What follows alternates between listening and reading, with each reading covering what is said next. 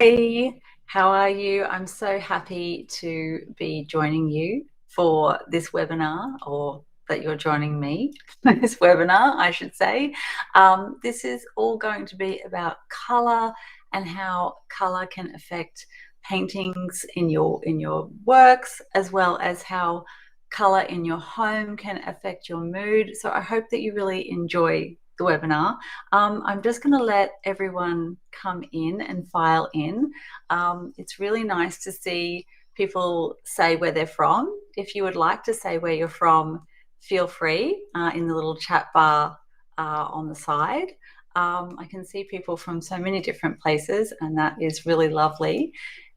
Can someone let me know in the chat bar actually that you can hear me? Can you hear that you've got audio and that you can definitely hear what I'm saying, so that I know that it's all good tech-wise? I'm actually just, oh, he can hear me. Great. Thank you so much. I appreciate that. If there are any tech problems throughout this webinar, it will be emailed to you, and usually the emailed version will have all of the audio and no problems at all. So if anything drops out, do let me know in the sidebar, but it will be emailed to you. So you should be able to catch it all properly at a later moment today, if that should happen. Hopefully it doesn't though. So welcome to everyone who is joining me. I really appreciate it. I can see people from so many different places. As I mentioned, this webinar is all about color and how color can affect your mood. And I wanted to let you know how it's going to work. So if you have any questions at all, please pop them into the sidebar. I will come back at the end of the webinar and answer the questions. So feel free to pop anything in there while I'm talking that you might be wanting to know about. I will try and answer everything at the end. I just can't multitask and do them in real time. So feel free to pop them in. I will also be letting you know about my masterclass in drawing and painting more at the end of this webinar too. But just the top line about that is that this masterclass is open now. It is all about drawing and painting in watercolor. And just to let you know, we have 10 spots with a 15% discount on this webinar that's only open once this year, which is right now for the next couple of days. And that is using the code VIP15. You find the link and the code right there below. At any moment, if you want to click away from this webinar and nab one of those spots, feel free to do so. We only have 10 code places worldwide available with that discount. And that course is all about painting in watercolor. It's 25 videos and modules of drawing and painting. It's for beginners as well as artists who have already tried watercolor. It's very calming, very relaxing lessons, nothing super difficult. And it's all about joy. Joy, calm, relaxing your nervous system, art skills as well. So feel free to take one of those places, but I'll tell you a little bit more about that course at the end of the webinar. Just wanted to let you know about that up front in case you did want to do that course. There is a little spot for you with a 15% discount. Okay, let's get started into the webinar. Let's talk about what we'll be discussing. So I just want to start with the top line, which is, I'm going to state the obvious here. 2024 has been a really tough year. And if you feel like you've just kind of struggled through this year, then I just thought I'd remind you that you're not alone. Honestly, 2024 has been difficult it's been difficult for me. It's been difficult for everyone I know at all different levels. And I just wanted to start with whatever you're seeing on Instagram behind all of it, including mine. People are going through difficult times this year. So I just thought I would mention that off the bat. If you're finding you're just kind of crawling through 2024, you're not alone. And personally, I have had to use everything I can in the past couple of years to elevate my mood out of a difficult time and feel as positive as possible. And both self-care and color have been things that I have used to do that. And that's really why I'm having this webinar with you. This is where the idea came from in the very first place. I've moved home. I've gone through some big changes in my life. I've moved home, moved office, and I've just stepped into a new moment in my life, and I've started craving being surrounded by color. So I don't know if you've seen too many of my pics of my home from previous years, but it was very black and white. Outside of my office, my home was very black and white, and I loved that. It was very calming. But I think in this new chapter of life that I've stepped into, I've really craved being surrounded by color, and it has really affected how I feel day to day. So that's kind of what I'll be talking about a little bit in this chat. I also recently saw a video from actor Ethan Hawke, and if you are under 35, you might not know who that is. He was a really popular actor in the 90s and 2000s. And there was a video that I saw on social media where he was talking about how art, color, film, TV, all of these things are not a luxury. They are actually a necessity. And I couldn't stop thinking about it. I couldn't stop thinking about how, imagine life without art, without color, without music, film, poetry, without all of these things. I think it would be a really sad place to be. And I think we underestimate how much color can affect our mood, how much seeing art can affect our mood. And so I guess we'll be tapping into that today in this webinar. Even in fashion, I have a friend who used to formerly just wear black, and she's moved into a place where she's wearing a lot of color. And she, along with a lot of stylists, call it dopamine dressing. I don't know if you've heard of this before, but it's wearing bright color and how that affects the way you feel, the way it affects your mood. And I definitely feel it myself. I do feel a certain way when I wear black or neutrals, but I definitely feel that serotonin, dopamine feeling when I wear bright colors. So I don't know if you notice that when you get dressed yourself. But let's talk now about color in painting. So we're going to start with looking at the color wheel. So here we have the color wheel, and we've got our primaries marked out. We've got yellow, blue, and red. And these are our primary colors. And if you are new to painting, new to art, I wanted to talk about painting with primary colors. Often it can feel, when we look at art pieces that have a lot of primary colors, very bold, a little bit aggressive, and sometimes a little bit unsophisticated, because those are the colors we start with at school. So we tend to just start with those basic, bold, simple primaries, and we just throw them on the page without too much thought, which is fine. But sometimes that can lead those color tones to look a little bit childlike. And unless you are a sophisticated and confident painter, I would almost suggest, if you're new to art, to try looking at working with secondary. So on our wheel here, we've got secondary colors here, or tertiary colors. So that is mixing your primary colors with other colors, with black, with white, tone them up, tone them down. Obviously, colors that are mixed largely with black or deeper colors are going to look a little bit more mysterious. The piece is going to evoke more mystery and intrigue, whereas colors that are mixed with white or lighter colors are going to look softer, more inviting.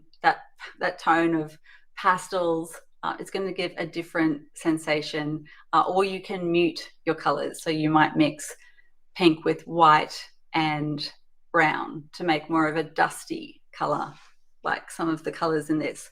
So those colors, primary and tertiary colors, tend to be a really good place to start to make your pieces look a little bit more sophisticated if you are new as an artist.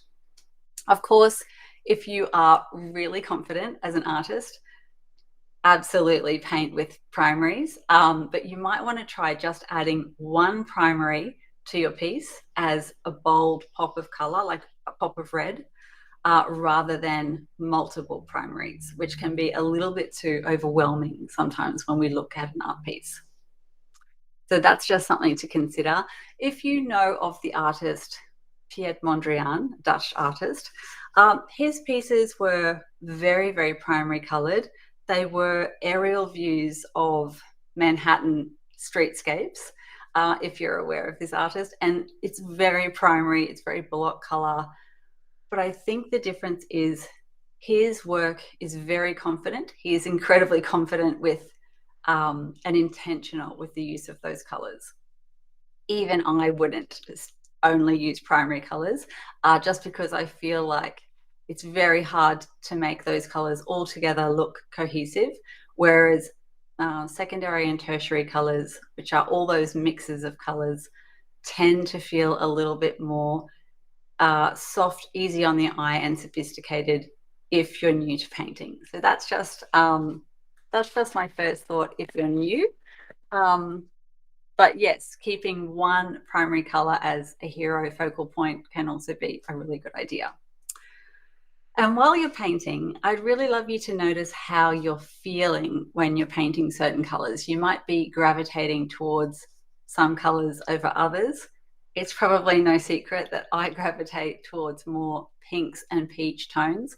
And I just feel over the years painting so much with those colors that I'm so really confident when I paint with them. And I feel like I know how pink, peach, and all of those tones paint out. When I paint with colors like purple or yellow, I'm just not quite as confident because I don't paint with those colors as often. But if you find that happening too, that's completely fine. You'll be drawn to the colors that you're inspired by the most, and that's probably a good thing. So now looking at how color can affect your mood, let's start with my favorite, soft pink. So pink evokes feelings of softness and romance.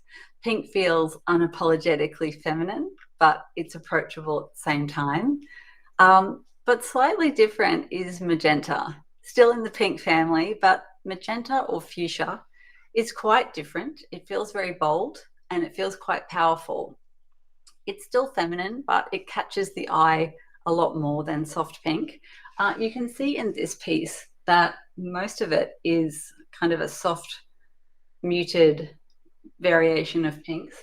There are just a couple of little pops of bolder magenta, and they are quite bright, but the rest of the piece is a lot more muted, and so therefore it's not overwhelming, and that's fairly intentional.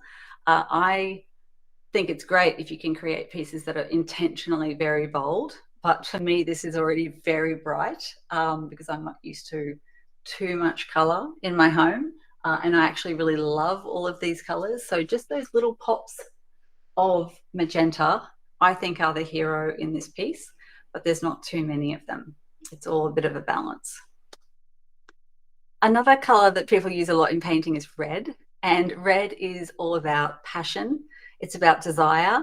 It's probably the most powerful color tone. It's very loud, and you might think of a Ferrari with red, or you might think of red bottom soles of a Louboutin shoe.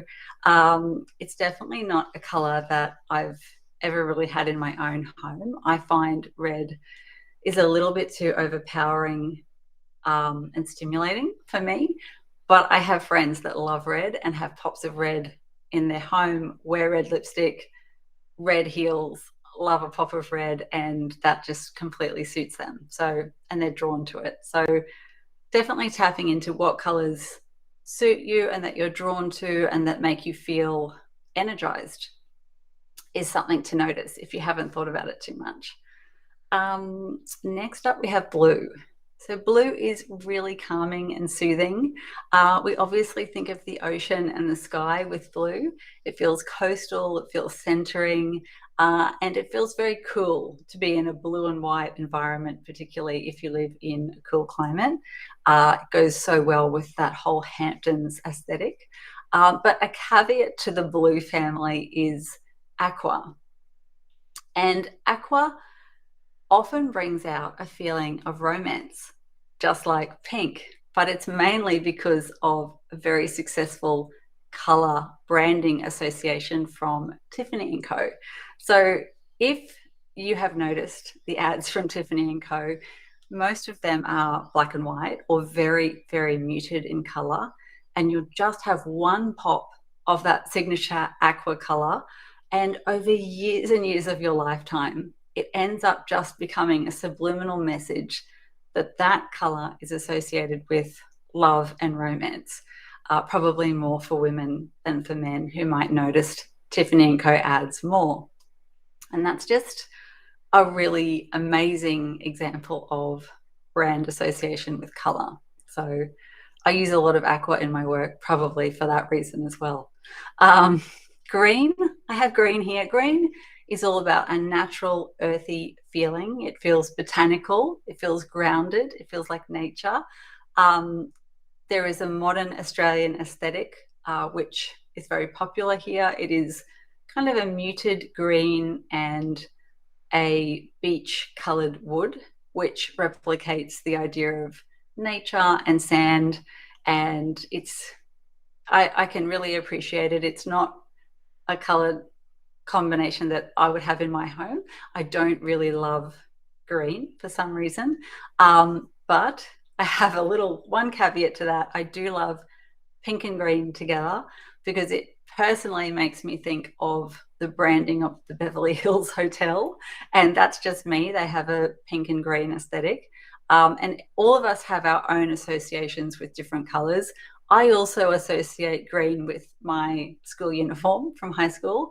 And whilst I loved high school, I think of that shade of green, which is like an emerald bottle green, as school. I think of it as school. So I just don't tend to gravitate towards it, I think for that reason as well. So there might be certain things in your life that are just things you've, dance uniforms or certain holidays. There'll be colors that you'll associate with certain things, and that might make you either gravitate towards or away from them.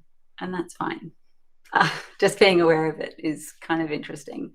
Yellow is a color that is definitely associated with positivity, positive energy. We think of the sun, summer, sand, all of those light and positive feelings. It's a color that I don't usually paint with very much myself, but I will say when I painted this piece, this abstract, I toned it back with pink because I felt like all yellow is too much yellow. But it's in my office now, and when I walk past it, I do actually feel a sense of positivity when I walk past this piece, which is really interesting because I generally don't gravitate towards yellow. But yes, I do feel strangely a sense of positive and energy when I look at this piece. So it's just the power of color, I suppose, even though that's not a color that I gravitate towards. So yeah, yellow is very, very positive. I think of yellow personally when I think of slim Aarons. I think of stripy yellow beach settings, if you know this photographer. But again, that's just a personal thing that I think of. And then we have an all neutral color scheme. And whether you're painting in neutrals or you're looking at a neutral piece, generally you'll feel quite calm and centered and in control when you are in and around neutral tones. And that can be really good to kind of calm any feelings of chaos in your body. If you're feeling quite chaotic, you might like to create art pieces in neutral tones just because that will feel quite calming, and then you'll have them to surround yourself with. So that leads me into the next section of this webinar, which is about color in decor. And it does completely relate to all of those feelings with colors. When we look at color in decor and we tend to surround ourselves with certain colors, it does absolutely affect our mood. I have always loved color in my office. If you've followed along with me on social media, you'll have seen lots of color in my office.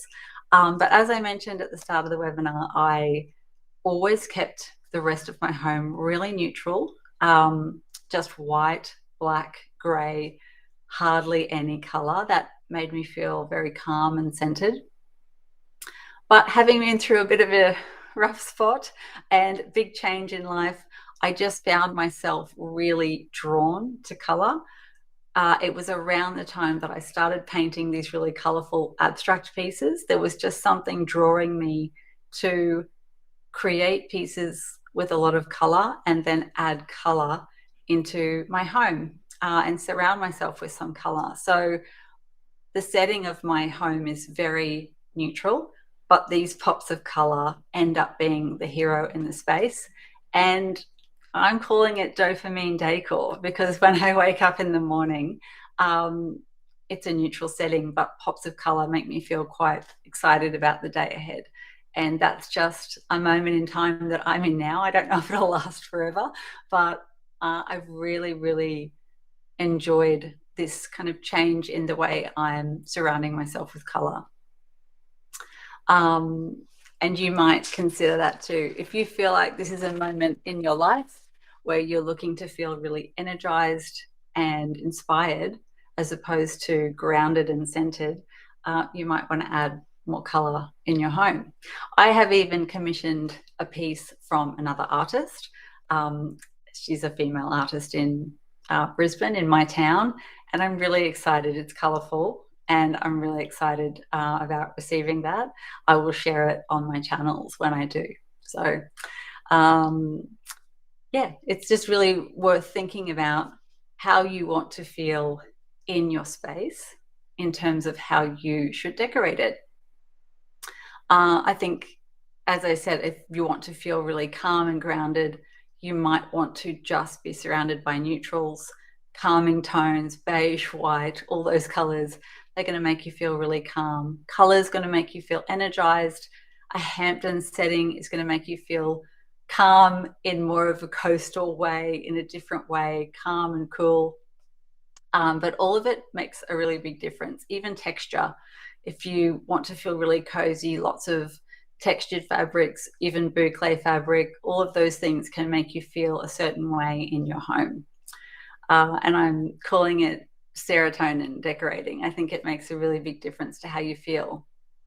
And my last tip related to making changes in your home, if it's something you're thinking about, is to maybe keep your big expensive items like your dining table, your couch, neutrals, and just make the color changes, add in those color pops with throw cushions, lamps, throws, all of those things that are fairly easy to swap in and out.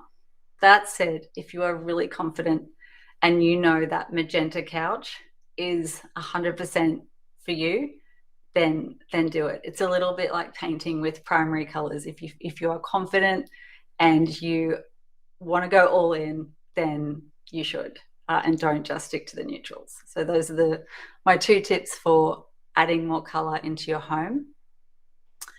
And just some other ways here that you can elevate your mood and feel motivated, because I think, touching back on what I said at the start of this webinar, it's been a difficult year, and I think everyone's needing to do everything they can to keep feeling positive and elevate their mood.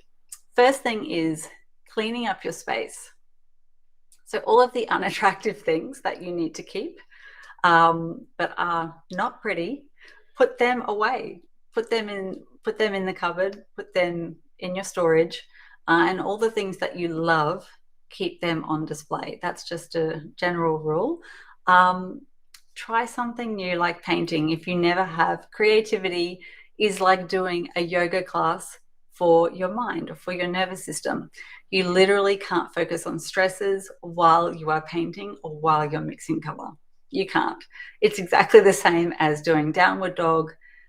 You are just focused on that, and the list and all the tasks and all the things have to just be put aside while you're doing that. And then when you finish the class or finish painting, you just feel like you've given your mind and your body a rest and a break from the constant worrying. I think we have 60,000 thoughts a day. I read that once, and that's a lot of thoughts. And I think when you're painting or doing yoga or meditating, you're not thinking about those things. So it's a little break from our overactive minds and our sympathetic nervous system to just calm down and feel centered for that moment, which then affects the rest of your week. And doing that on a regular basis does just change how you cope with difficult things day to day and allows you to pause when things are difficult. I find that with meditation too. That was my next point, is meditation. I tend to just meditate for a few minutes a day in the morning with my coffee. I don't make it a big thing. I just take a couple of minutes to just take a few quiet, deep breaths. And then that does allow me to deal with small bad things that happen during the day, because there always are. And it helps me to feel calm and focused and pause rather than react. It allows me to respond rather than react. And I think that's the key, because we can't stop bad things happening. But if we can train our nervous system to calm and take a beat and pause and then respond to those things rather than instantly react, that's when we have a better response to these things. And it's a good feeling. So I hope those things have been helpful. I guess that leads me to the fact that my masterclass in drawing and painting is now open for 2024 for just a couple of days, and it is available to join at the link below. This masterclass is all about learning watercolor skills, creating beautiful artworks, and even more than that, it's about self-care. It's about combating exhaustion, taking time for yourself, and relieving stress. Sometimes we can't just leave to go for a 3-day retreat. I think we'd all love to sometimes just say to everyone in our home, I am tired and I'm exhausted and I'm off for 3 days. But that's sometimes hard to do.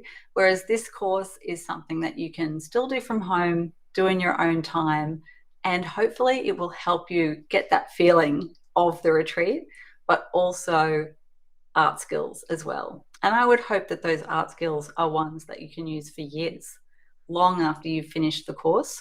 So it's not just a one and done 12-week course, or however you want to do it in your own time.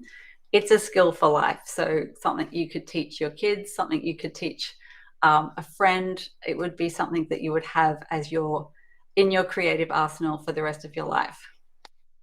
So it's something that you can do in your own time. It'll bring a sense of calm to your body at your own pace. There's no grades, there's no marks. It's all about simple and relaxing lessons for a beginner or an intermediate artist. As I mentioned at the beginning of the video, there are 10 spots, well, there were 10 spots to use the discount code VIP15, and that is jumping on that link there and just adding that at the checkout, either the full price or the payment plan. I've got here, who is this course for? It's really for anyone who wants something for themselves. Watercolor is a very forgiving and spontaneous medium, so it's great for a beginner. All about joy, no marks. We have a beautiful community group in Facebook that you can join if you want. It's optional. You don't have to. If you're not on Facebook, that's totally fine. It's all about a joyful experience, and I would love you to be part of it. I've got a question here, because this comes up all the time, is what are the supplies for the course? And they're really simple. They may be things you already have. You just need some basic watercolor paints, watercolor paper, and some basic brushes. That's it. You may already have some of those things lying around at home. And it's only open for the next couple of days, and then it will be closed and not back until next year. I do always offer a full refund if you're not loving the course. So there's nothing to lose if you want to try it out. And the link is just here. Okay, that's enough about the masterclass. If you've already joined, I can't wait to be part of your journey. I'm going to have a look now to see if there are any questions. Please feel free to pop them in while I have a glass of water, because a sip of water, because this is question time. So I'll give you a little moment to pop any questions in.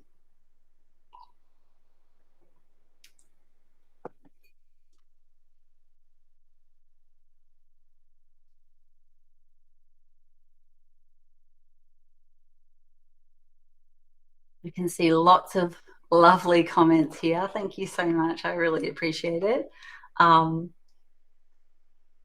It's amazing to see where everyone is from too. Philippines, Queensland, Singapore, Albury, Nigeria. Hello.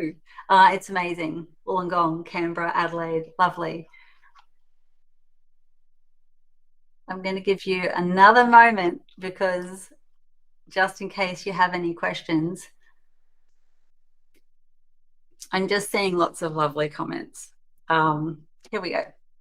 I think you spoke about it before, but how do you get over being so critical of your own work? It almost paralyzes me. Oh, I totally get it. I think that's a really good question. I think the key is that you just have to go into every art piece that you work on as this is about the practice and the journey, not the outcome. So the key is, did I enjoy doing it? It doesn't really matter if you don't love the piece at the end. The joy is in the doing. It's the joy is, it's a little bit like traveling to Paris and not being happy with the photo you got of yourself in front of the Eiffel Tower. It doesn't matter. The photo, there's too many tourists there. It doesn't matter that the photo is not good. The joy was in the doing. The joy was going to Paris, all the things along the way, getting excited, eating the croissants, packing your outfits, the travel. That's the joy. The same could be said with art. It's setting up your space, carving out time for yourself, picking your colors, mixing your colors. The joy can be in mixing your colors. The joy is applying color. The joy is in also making mistakes, because that's how you learn. If you just picked up a paintbrush and just were perfect from day one, that would be weird, and that would be strange, and that would be boring. Like, how else can we learn apart from trial and error, making mistakes, just the joy in the doing? I don't know. I've become pretty good at not getting upset at myself when something doesn't turn out on paper how I want it to turn out, just because after all these years of drawing and painting, I have learned that it often doesn't. And so therefore, I'm past the point of expecting things to work out perfectly the first time. And the beauty of watercolor is that it's such a fast medium that it's fine. You can just do it again and just learn from what you did the first time and apply your learning to the next time. And I think the saying is, it can take 10,000 hours to get immensely good, like professional good at something. So the first 10 hours of trying something new, you've just got to be so kind to yourself. It would be like learning a new language or trying to play the guitar. You're going to be terrible at the beginning, and that's completely normal. And then you'll get to a place where you're good, like you're confident and you're good, and that's a really beautiful place to get to. And you've got to allow yourself to just keep growing with time and take the pressure away. That's why I always start commercial jobs I'm working with clients really early, because I know it sometimes doesn't work out. And so therefore I give myself time and space to mess it up. I never would say, oh, this is something that I've got to do today because it's due tomorrow. No, I would start earlier so that I've got time and space to get it wrong without pressure, and to say, oh, look at that, that's dreadful. I'm going to do that again. I don't like how that's turned out, but that's okay. That's learning. I'm going to do it better the next time. So that's how I look at it. And then particularly work that I just do for myself in my own time, which is how I would want everyone to approach working in the masterclass. It's just all about joy. I mean, I had no idea how these guys were going to turn out. I truly just enjoyed doing them, and I happen to love them, but I didn't put the pressure on these pieces when I did them that they have to be great or that I have to like them. I just was like, I just want to enjoy these colors, experiment with texture, try a few different things, try different layers, and see what happens. And that's how I look at a lot of my painting, and that's how I try and have my students look at it as well. Because yeah, being paralyzed by the outcome is not the point, Rani. I will really want just enjoying the process to be the point. It doesn't really matter how it turns out. There's no judgment. No one's going to, you know, have a go at you because the piece didn't turn out the way you wanted it to. So hopefully I answered that. I've got any other questions? No, I don't see any there, but hopefully I've answered a few in this webinar. And if you have any questions that you are thinking of that pop into your mind after this webinar, feel free to pop me an email or a DM on Instagram, and I'll be happy to try and answer it if there's something that pops in your mind.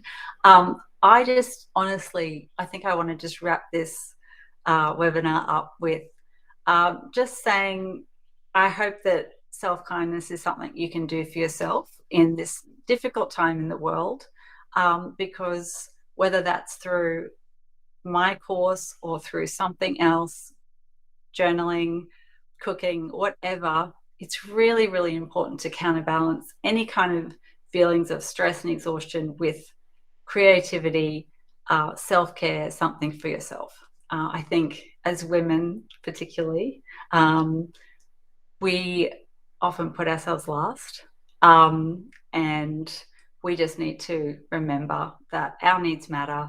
And I hope that that's something that you can do for yourself. It's something I have to remind myself of too, and to not be so critical, not be so hard on ourselves, take breaks from worrying and from all the lists, because being unproductive is really productive for your nervous system.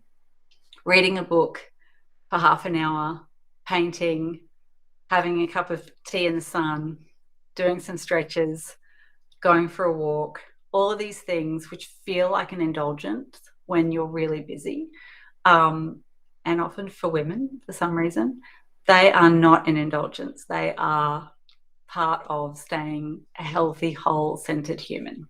So that's my message. And then on the color thing, I hope that this webinar has helped you feel a little bit more inspired to maybe try out something different with color in your paintings or your home. But thank you so much. I really appreciate you being part of this community and this webinar, and I hope it's been inspiring. Thanks, everyone. If you've got any questions about the webinar, about the masterclass, let me know. I'll be on my Instagram DMs for the next couple of days, so feel free to let me know if you have questions. Thank you. I'll see you soon in the course if you've signed up. Bye.